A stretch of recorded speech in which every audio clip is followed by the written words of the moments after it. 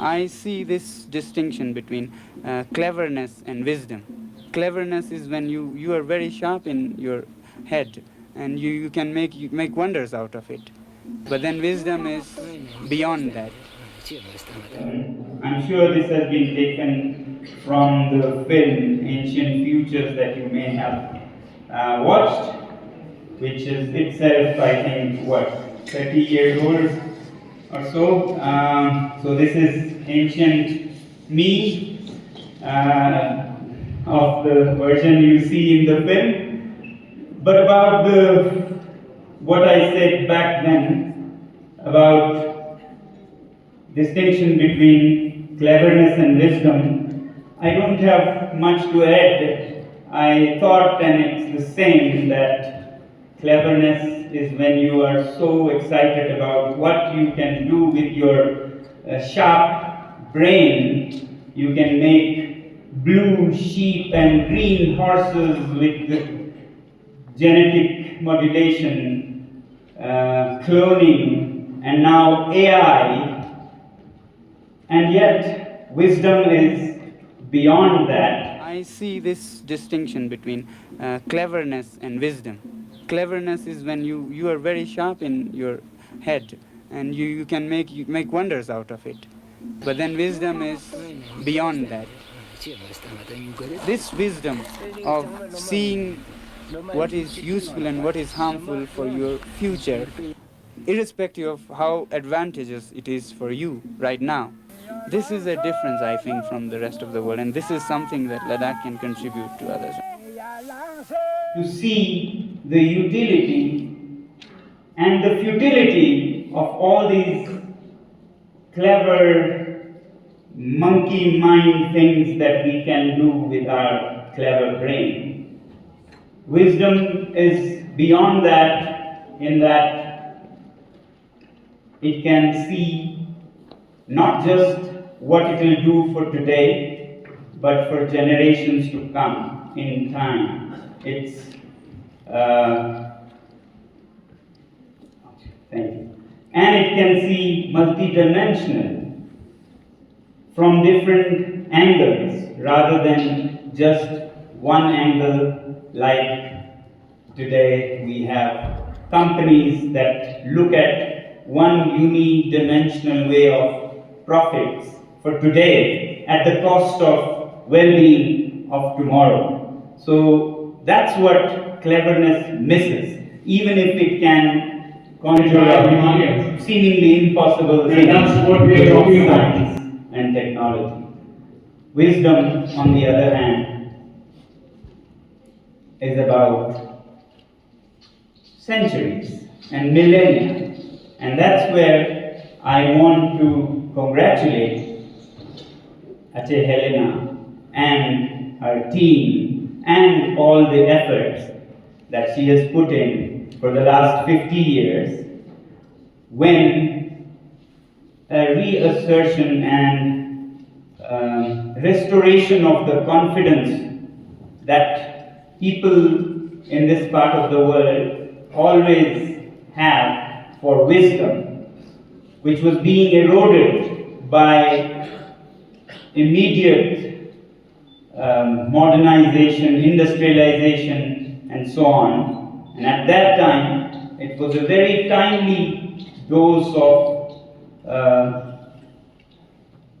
self-confidence and self-esteem to believe in what we have always believed since our ancestral traditions.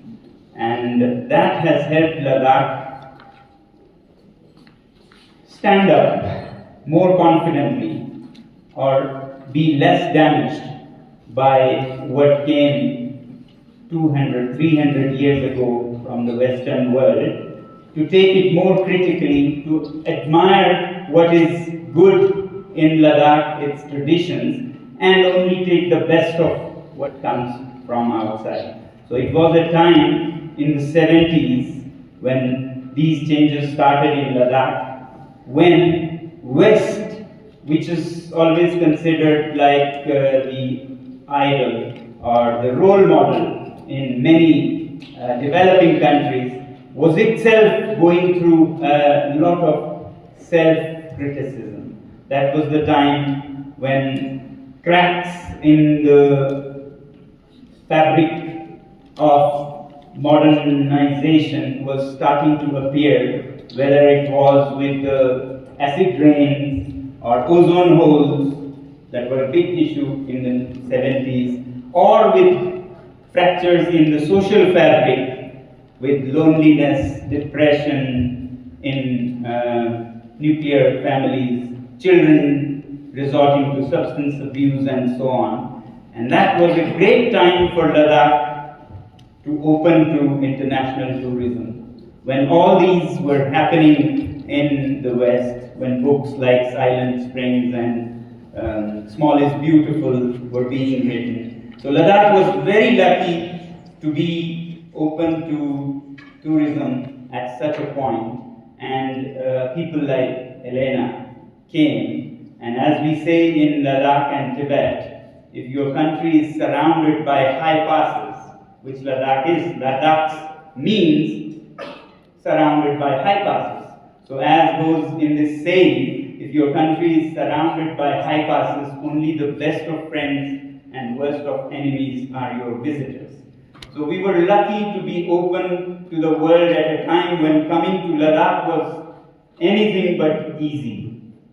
And therefore, people who really were genuinely interested and who had studied about Ladakh, who had seen what the West was going through and what this remote Himalayan region had to offer. And that was a great dose of self-confidence, because they came not criticizing and belittling Ladakhis as primitive, backward mountain people, but rather admiring what was great in this culture and criticizing what was happening at the end of this mad rush for modernization. And that had a great influence on many young people in Ladakh, including me, to start seeing both sides of the coin. And that is what wisdom is, to see different aspects of the issue, to see not just current short term, but the long term of the thing also. Unfortunately, this wisdom is needed in the whole world, but we are reeling under short-term arrangements. Our democracy is short-term. 5-year terms is all our leaders can think of. That can be very clever, to achieve what you can in 5 years and make sure you are reinstated. But nature doesn't work in 5-year cycles, and that's the result we are seeing from Uttaranchal to Himachal to Sikkim, all over Himalayas to Ladakh. The results of these short 5-year goals wreaking havoc. Nature works in cycles of decades, centuries, and millennia. So that wisdom we need. Companies work with short-sighted goals, unidimensional, but countries must work with long-term vision and wisdom. Politicians work with short-sighted elections in mind, but statesmen we need in Ladakh and all over the world who can see generations. That's the difference we need here in Ladakh and all over the world. We are struggling here to keep this cradle of ancient wisdom alive amidst all the onslaught of corporates and companies trying to take away all that is in Ladakh, whether it is the land, nature, culture, to bring big industries in Ladakh. And that's the struggle that Ladakh is going through right now as we speak, to safeguard it using constitutional safeguards like the 6th schedule. We want this region to be left so that tomorrow rest of the world can also draw some lessons on how to develop, not just cleverly but wisely. These indigenous cultures, tribal cultures, hold a lot of wisdom, especially the key to being happy with very little resources, very little means. That's one thing cleverness doesn't teach us. That's one thing that wisdom teaches us. And it's not just in Ladakh. All tribal cultures all over India and the world have this common feature that they show us the way not just to the riches but to happiness. And therefore I always say, do not try to urbanize the tribals. Rather, if possible, tribalize the urbans in New Delhi, New York, Beijing, Washington, and so on.